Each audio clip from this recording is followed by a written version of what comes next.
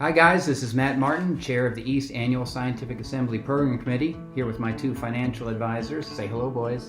Hello. As you know, it's November, which means it's time again for Giving Tuesday.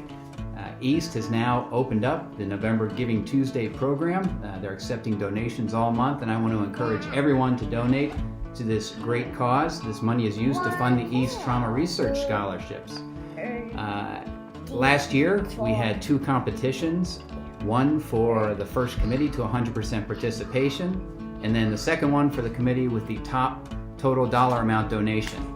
As the victor in the first committee to 100%, I want to issue a challenge to all the committees and the committee volunteers to unseat our committee this year for the first to 100%, and to unseat Bryce Robinson and the Guidelines Committee for the total dollar amount. So everybody give generously.